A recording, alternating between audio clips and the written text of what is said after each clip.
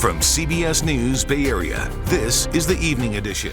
Live from the CBS studios in San Francisco, I'm Brian Hackney. And I'm Andrea Nakano. Our top story tonight, the nationwide No Kings protest. Tens of thousands rallying across the Bay Area today to voice their opposition to the Trump administration. Dozens of these events were scheduled locally, and this was seen earlier in Oakland, San Jose, and Santa Rosa, with today's protests largely peaceful.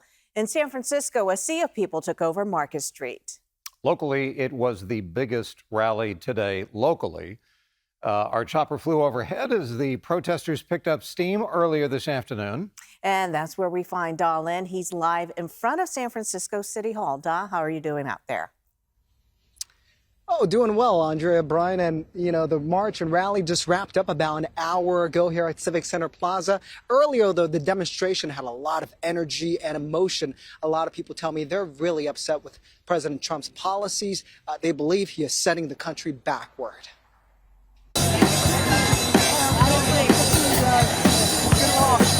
A massive show of resistance to the Trump administration.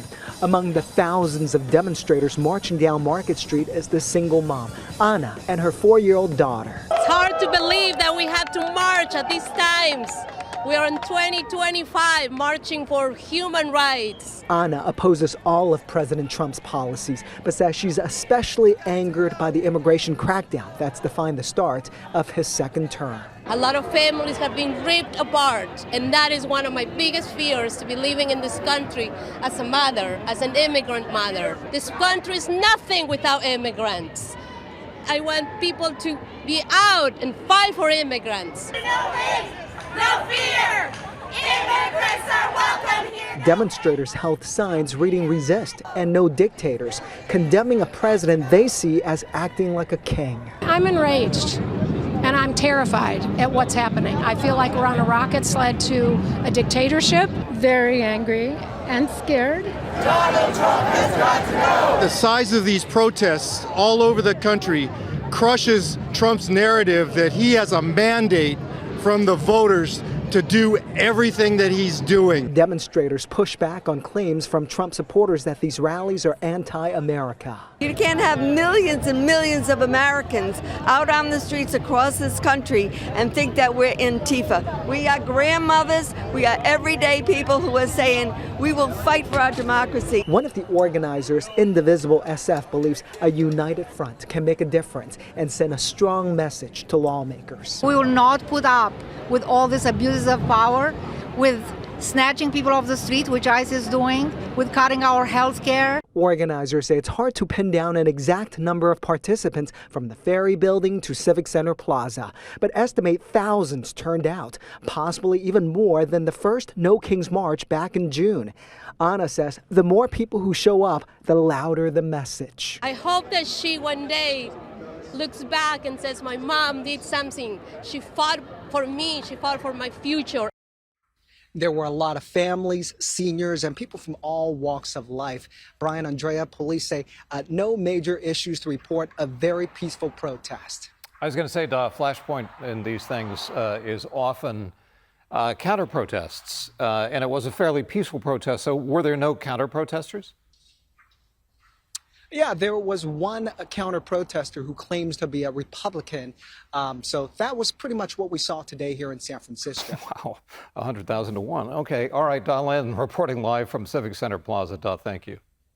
And along the San Francisco Ocean Beach, there was that display of No Kings and Yes on 50. As you know, Yes on 50 is the ballot measure that is looking at redistricting California's congressional seats.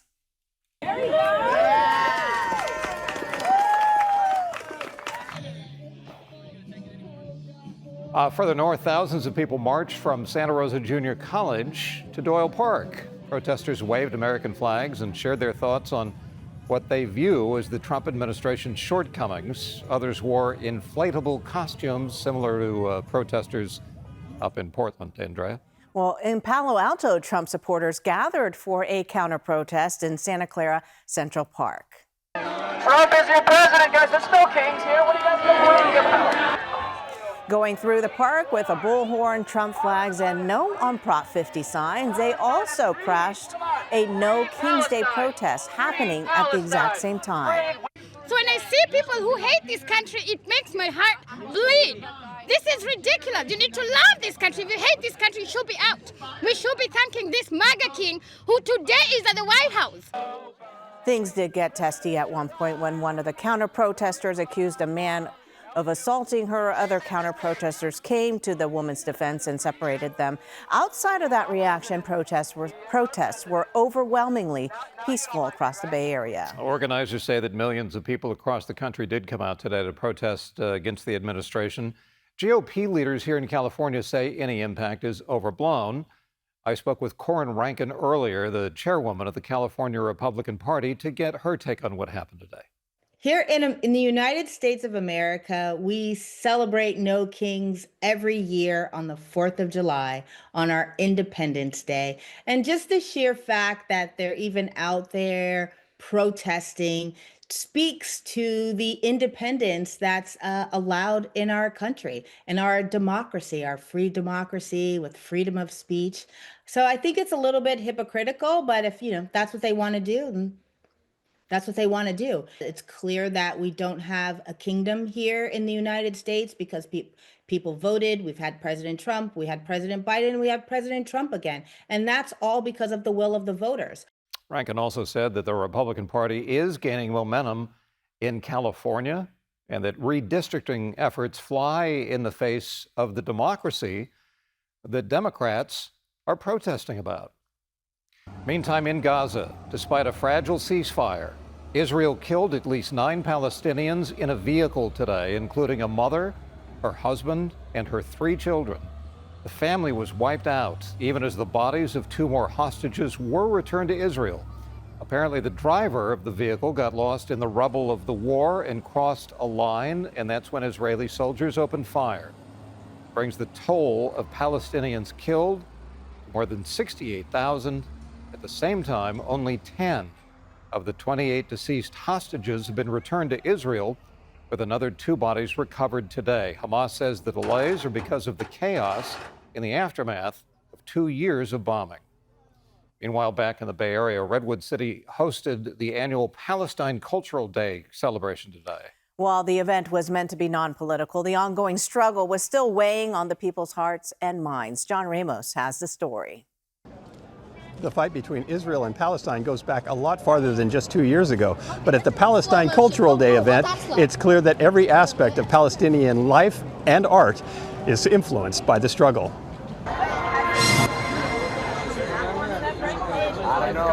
It's been 46 years since the Palestine Cultural Day gathering began. Samir Tota created it to bring awareness to the struggle of the occupied Palestinians, but he never thought it would still be going on today. Absolutely not. I thought things going to get better and better, because we have United Nations resolution and all that. But nothing happened. Nothing took place. The State of Israel officially began in 1948 when it claimed as its homeland the disputed territory known as Palestine. In 1979, Bay Area Palestinians began offering Palestine Day as a display of ethnic culture. Palestine was under occupation, and we want to present our culture to our American people, and we did.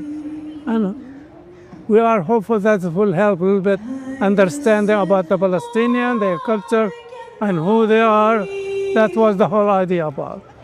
We try to bring a little bit of joy to it. I know it's not a time to be celebrating, and we're not. We're just celebrating our culture and our heritage. There was traditional food, of course. The chicken shawarma wraps are always a crowd favorite. This look way better than on YouTube. And music leaned toward the younger generation. But the artistic heritage of the gathering was on full display in the vendor booths. It doesn't have too much, work. Yeah. And then you have something like this. When you look at the sleeves, look at the detail in this. Muntahad Hamad was selling traditional Palestinian gowns known as thobes. She was born in the U.S., but the fine embroidery she sells, called tatriz, is in itself a symbol of the Palestinians' defiance to occupation. In 1948, my mom said we weren't allowed to be educated, so we used our hands a lot. If you could, would you go back? Yes, in a heartbeat. You would go back to live? In a heartbeat. In a heartbeat. But you were born here. Yeah, but something about Palestine, the people, the land, the culture, traditions, you carry it on with generations to come. At a nearby booth, Mona Abushi was selling works created by artists in Gaza. She says everything has some kind of meaning behind it. It tells our stories, so in every piece or everything, it just tells our story. Does it all go back to the struggle? Yeah, it does. It does. To be honest, yes, it does. So it's been our heritage since then, and it's still alive, and we still live it with us, and we pass it through generations. The Palestinian people talk a lot about generations, seeming fearful that, if not remembered, they could disappear completely. And that's why Samir Tota stopped short of calling Palestine Cultural Day a celebration. We are not celebrating yet. We are not ready to celebrate. The only time we celebrate is when we have a Palestinian state. There has been plenty of violence in Israel and Gaza to keep hostilities brewing on either side. Whether art and culture can make a difference is yet to be seen. And coming up, why fire crews in the North Bay are already preparing for next year's fire season. Darren? Well, we got some help there for this year's. We put some rain on the landscape earlier this week. When we get back together again in the complete forecast, I'm going to show you the next rain coming. On track, likely getting here towards the very end of the 7-day forecast. Details still are somewhat murky with this one because it's several days out, but I'll show you where things stand on it now and how this could go by next weekend. Coming up.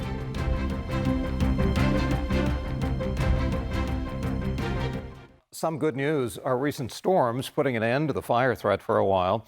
Santa Rosa fire officials have even declared this year's fire season over.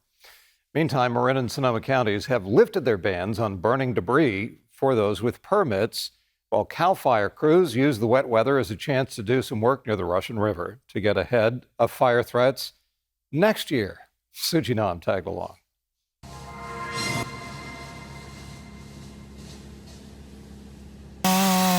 Rain or shine, you'll find CAL FIRE engineer Jenna Dunbar out in the forests. We're clearing 10 feet off the roadway to make our emergency response a lot easier than having to deal with overhanging branches. Dunbar is clearing shrubs and debris near the Russian River in Sonoma County. We cover the piles with paper, so once the rain comes, we know that those piles won't creep out when we go to light them. She and her colleagues spend hours in the field creating shaded fuel breaks. Miller, you want to get this one next? Thinning out greenery to control fires and help prevent them from reaching homes. This guy's dead. He needs to go. I can have one of my firefighters cut it with a bigger saw. And Dunbar very much welcomes the rain this week, adding that they don't operate around a fire season, but rather a fire year. As the state has seen, last year is a great example in January, the LA fires.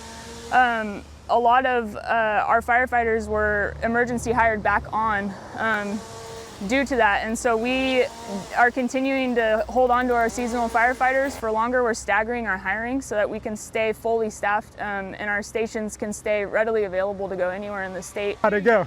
Jason Clay with the CAL FIRE Sonoma Lake Napa unit says in their region, they have about 250 seasonal firefighters. This time of year, you start to see a little bit of that transition when we're not so heavily involved in wildfire response.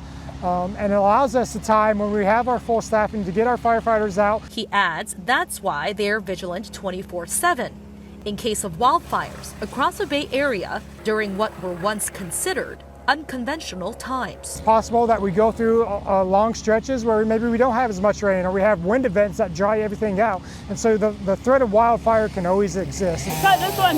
And for Dunbar, who has been with CAL FIRE for the past 6 years. Absolutely love helping people. It is my passion. I love being in the forest, being in nature. It's amazing. She's clearing the way for a safer California. We're going to put a little more rain on this landscape in Northern California by the time we get to the weekend. That is next weekend. Look at what you still have for the rest of this weekend, first of all. Sunny and warm. Going to be near 80 inland. Monday and Tuesday are even a little warmer than that. We're going right back into late summer. I'll show you everybody's number on that in a second. But where I want to start this discussion is at the end of the 7-day. Go take a look at Saturday. See what's going on in that terrarium? It is water dripping down the sides of the glass. It is going to rain as we get into the weekend, so let's come back out for the wide view. That's day 7 on the 7-day forecast. What we're going to look at now is the Climate Prediction Center's prognostication for days 8 to 14. So in other words, where the 7-day forecast leaves off, and you keep going. The deeper the shade of green on here is communicating a higher degree of confidence that precipitation totals for this time period will be above average. That's all it's saying. You can't get too specific if you go out to day 8, but you can start looking at probabilities. And the probabilities are showing us that we probably got some more rain coming our way by the time we get into that longer range forecast. Let me show you what this system looks like now as we go find it. We look out into the Gulf of Alaska, which still looks really good. Look at the storms brewing out here. That one's not coming for us. Watch what happens as we switch this and let this play forward. There goes the one we were just looking at. There's another one after that. That one's not coming for us either. I'm going to watch the time here because it's going to be a little bit before the one we're looking at for next weekend finally gets together. We could see a little rain from it as early as Friday and then perhaps right there. Now that gets us into Saturday. Now, it's not necessarily going to look exactly like that when it gets here, but that's a pretty good looking storm should it hold together. So we cannot get too specific yet on timing. Just to say, plan on the possibility for rain coming back by late Friday and then being with us for a good part of the weekend. Probably not the whole weekend, but you got to start thinking about rain for next weekend. And if you wanted to see how much, we can kind of responsibly look at that at this point and just putting the caveat on this that it's too early to really get too specific. But if we look at the 2 long-range models, they're both kind of in good agreement on this. How much rain might we get when this system comes through for next weekend? Well, the American model's saying for San Francisco, anywhere from maybe 1/4 to 3/4 of an inch of rain. And if we switch it to the European model, it's pretty much saying the same thing. I don't want to keep that up too long because I don't want you to look at those numbers and go, well, that's forecast. It's not this far out. But when we're going long range like this, there are tools we can use. There was the probability map. There's gauging both of those long-range models against one another to kind of see where they both stand and see if they're telling the same story. And it's nice to see at this point, generally, they are. Anyway, that's not till next weekend. Look at the second half of this weekend. You're still going to be looking at daytime highs that are near 80 inland. It's going to be a 70-degree day at the beach tomorrow. San Francisco will be in the low 70s for much of the first half of this week. Tomorrow, maybe you're right on the verge of it, but you are going to see your numbers go up into the mid-70s for like Monday and Tuesday. And look at the numbers down here. Monterey, I'll get out of the way. There's Santa Cruz, Watsonville, Hollister, Salinas. Welcome to the map, you guys. You got a great-looking weekend. All right, we looked at the 7-day forecast for the inland microclimates at the top. Here's 7-day forecast for the Bay, just as nice the next few days. 80 on Monday in general for the Bay. That means the city's at like 74. Peninsula is going to be near 80. East Bay Shore will be there. And that's a pretty drippy looking terrarium there. All right, by Saturday. I'll see you with more on this in the next half hour.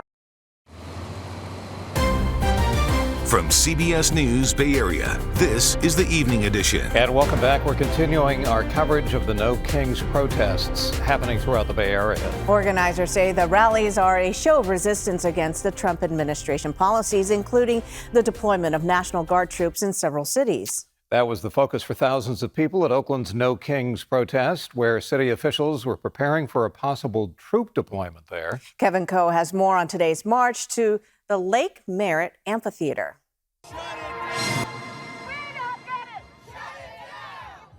Organizers say more than 10,000 protesters marched through the streets of Oakland on Saturday as part of the nationwide No Kings protest. Earlier this week, House Speaker Mike Johnson called the protest anti-American. No Kings rally. We refer to it by its more accurate description, the Hate America rally, okay? And I'm not sure how anybody can refute that. Congresswoman Latifah Simon joined the protest in Oakland at the Lake Merritt Amphitheater, where thousands sat for a rally after marching through downtown. the millions of people gathered around the country and the tens of thousands of folks gathered right behind me are American as apple pie. We have a responsibility as Americans to rise up against totalitarianism. The march started at Wilmachan Park, where protesters showed up to demonstrate against the Trump administration for a variety of causes, including the increase of ICE activity, the ongoing government shutdown, and, here in Oakland, the potential deployment of the National Guard. No National Guard, no occupation of Oakland. Oakland Mayor Barbara Lee was a part of Saturday's demonstration, where she deemed the No Kings protest as both necessary and patriotic.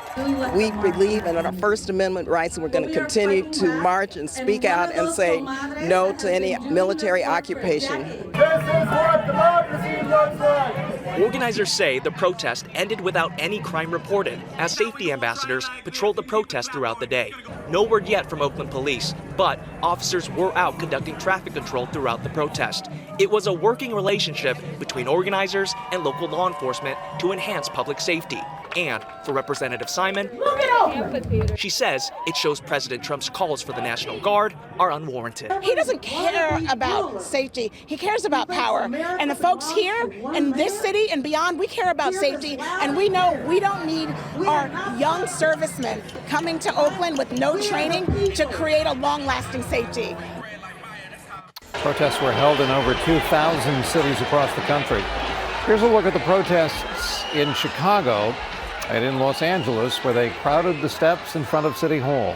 Meanwhile, in D.C., marchers took to Pennsylvania Avenue with signs and flags. Senator Bernie Sanders addressed the crowd. No, President Trump, we don't want you or any other king to rule us. These are just some of the many demonstrations against the Trump administration taking place around the country. This week, President Trump met again with Ukrainian President Zelensky in an effort to bring the Russian-Ukraine conflict to an end.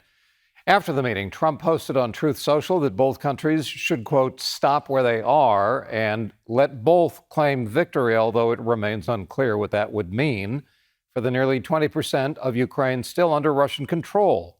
CBS's Christiane Benavides has more. President Trump arrived in Florida Friday, where he's spending the weekend after hosting Ukrainian President Vladimir Zelensky at the White House. Trump called for an end to the war between Russia and Ukraine.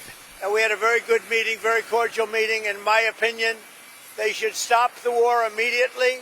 You go by the battle line wherever it is, and both sides should go home, go to their families, stop the killing, and that should be it. During their meeting, Zelensky and Trump discussed the potential for Ukraine to receive these long-range Tomahawk missiles, capable of striking up to 1,500 miles into Russian territory. Ukraine offered to trade for them. We need ceasefire. Even now, you see in the Middle East, it's very difficult to hold ceasefire. Everywhere, in every war, it's very difficult. We want peace.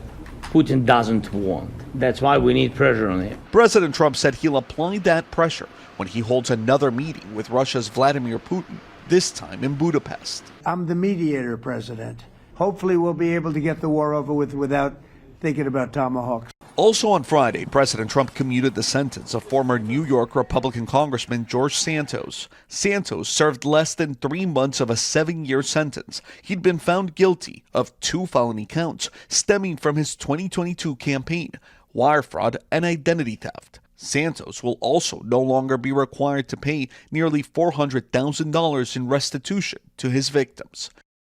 President Trump's former national security advisor has been indicted by a grand jury. John Bolton pleaded not guilty to 18 felony counts. Bolton is accused of sharing more than 1,000 pages of sensitive information about his activities in the White House, including classified information. Bolton's indictment is the 3rd recent case against a Trump rival, coming just days after former FBI Director James Comey and New York Attorney General Letitia James were charged in Virginia.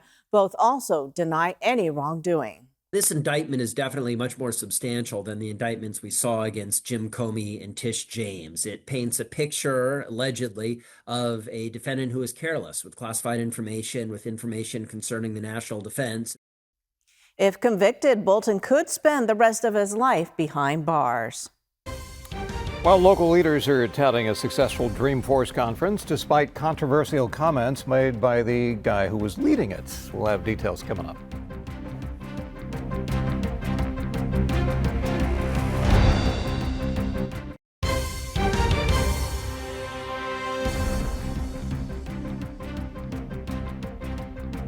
One of the biggest tech conferences of the year, Dreamforce, is now behind us, and Mayor Daniel Lurie is already touting the city's efforts when it comes to crime prevention and safety during the three-day event.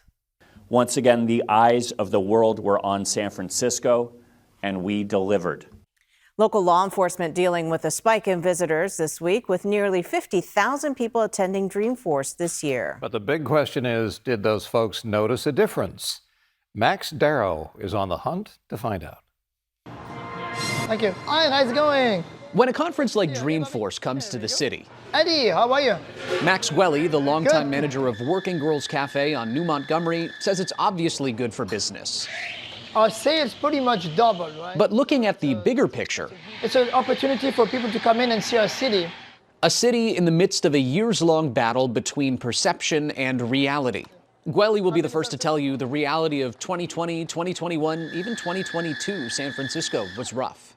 But he says that reality has changed significantly in recent years. The streets are much cleaner, much safer, and people are coming back. Office people are coming back. In the last 2 years or so, there's been a major improvement in cleaning the area, especially that one here. So he's hopeful Dreamforce will present all of the out-of-towners with an opportunity for a perception correction. It's not just for convention. It's been like this for the whole year. Nicholas Vasquez is here from Minnesota for his second Dreamforce. He'll be leaving with new tools for his business and a new impression of San Francisco. Based on what the media shows you about San Francisco, doesn't paint a really great picture, but overall I've walked around today and then yesterday and noticed that the cities are a lot cleaner actually. Haley Toller is here from Florida. I love San Francisco. I know that it's gotten a lot of bad press in recent years, and I understand the challenges, but I have always had a lovely time here. She's a frequent visitor. So I've seen San Francisco not when it has its Dreamforce face on. It is definitely different, and you can see that they are making an effort, if that's the term we want to use. Adam Williams is here from the Pacific Northwest. I live in Seattle, and we get some of that same punching bag treatment.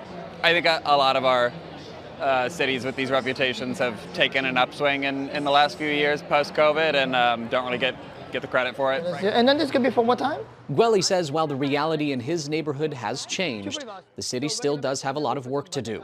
Other parts have not been as successful as us, but hopefully it will spread out for the whole city. However, he thinks momentum is building.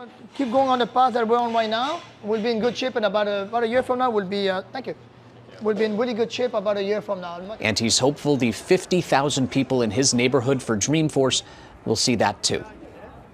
The man behind Dreamforce Salesforce CEO Mark Benioff is now apologizing over his comments supporting President Trump's proposal to send the National Guard to San Francisco. And after the Dreamforce conference came and went without incident, Benioff said that the city doesn't need federal intervention after all.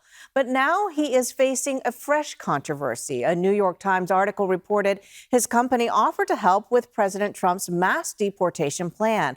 The Times claims Salesforce proposed using AI to help ICE with hiring. But as Brad Hamilton reports, big tech teaming up with the government is nothing new. Tech billionaire Mark Benioff out with an apology for comments he made to the New York Times, saying that he would like the National Guard to come in and patrol the city.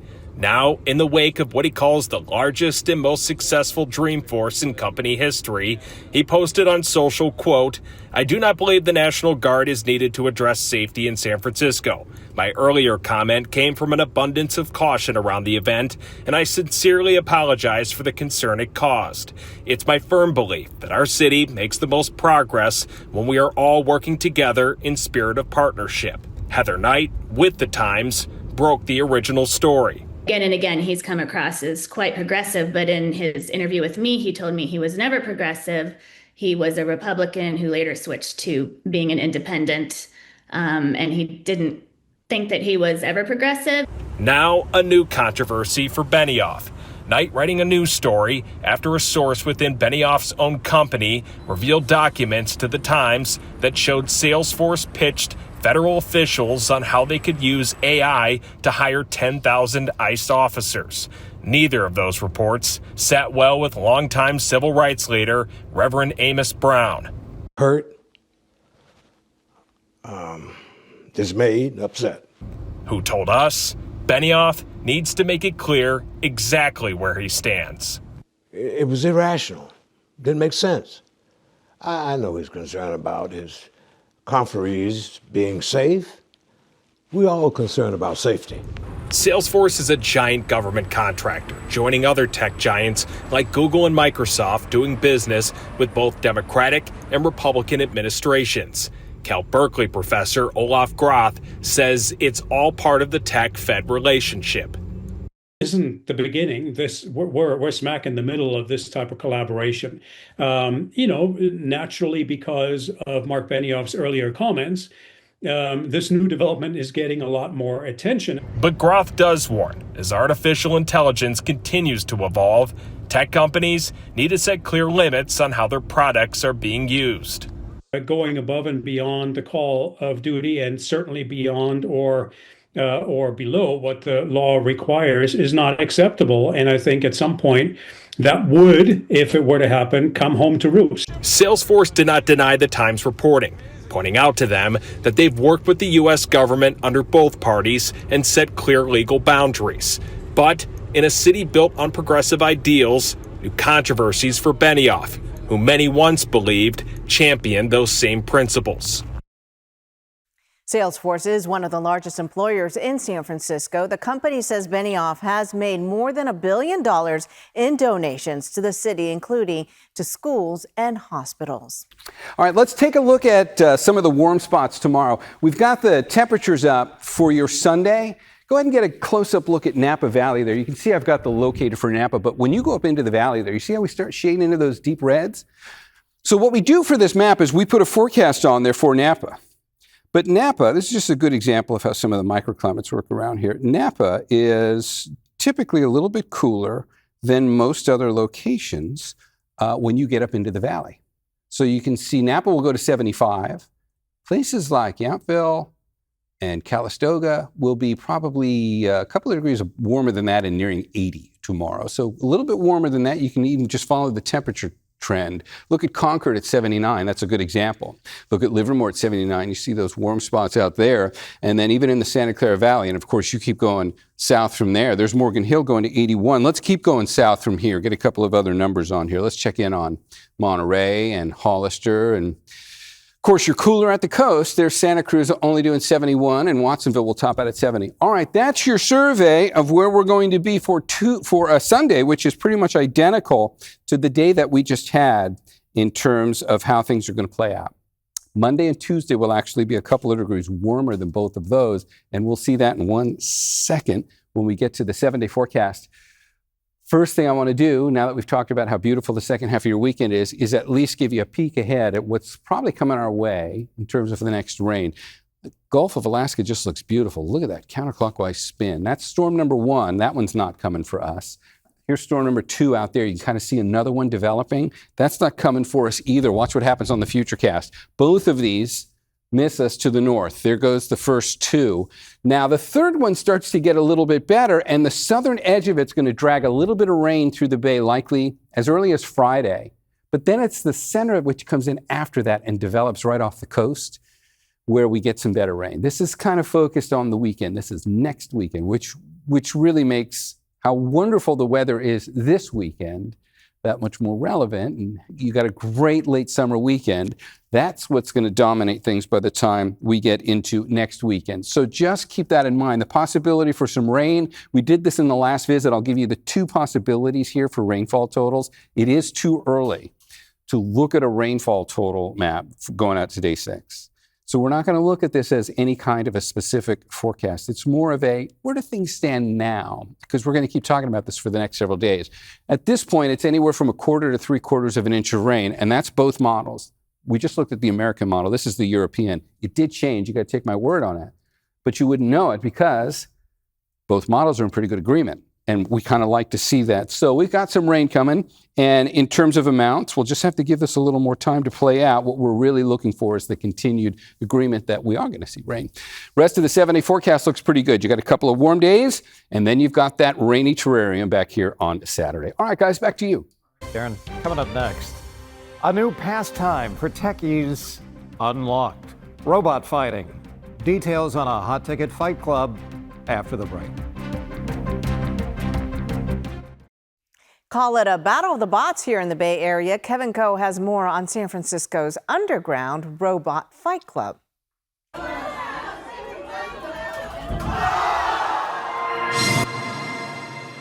They say the first rule of Fight Club is don't talk about it. This could be the next big gaming thing in the world, you know, the next big UFC. But it's hard to keep quiet about a new San Francisco sport made by techies, played by techies, tucked away in a basement on Market Street. If you're lucky enough to get a ticket inside, you're taken into a world where humans and robots coexist. We want to have them like greet people, we want to have them like serve tea, we want to have them, oh, hey buddy, yeah, this is Turbo. Xenia is the co-founder of Ultimate Fighting Bots, or UFB. She, along with her husband and co-founder, Vitali, love robots. Turbo is their personal humanoid, which they bought about a year ago. I've done robotics for 10 years before. I've done drones, boats, rovers, industrial arms. Nothing like that I've seen before. Turbo opened their eyes to what could be possible with humanoids, leading to the UFB. It combines esports and traditional combat sports. The robots fighting are controlled by humans using modified PlayStation controllers. They can also be controlled remotely by users watching a live stream. It combines the energy of combat fighting with the latest advancements in tech. PCSF or like Seoul Bay Area. But for Xenia and Vitali, UFB isn't just an embodiment of San Francisco today. It's also about the world ahead. Robots are friends. They are here to help us, that if we treat them fairly, that we can actually co-create things together and work more as a team, and there is nothing to fear. I can totally see you in the basement doing that. Been there, done that. Yeah. Really? Yeah, been there, done that. Brave new world. Thanks for watching. We'll see you back here at 11 o'clock tonight. Until then, the news continues streaming on CBS News Bay Area. Good night. Bye.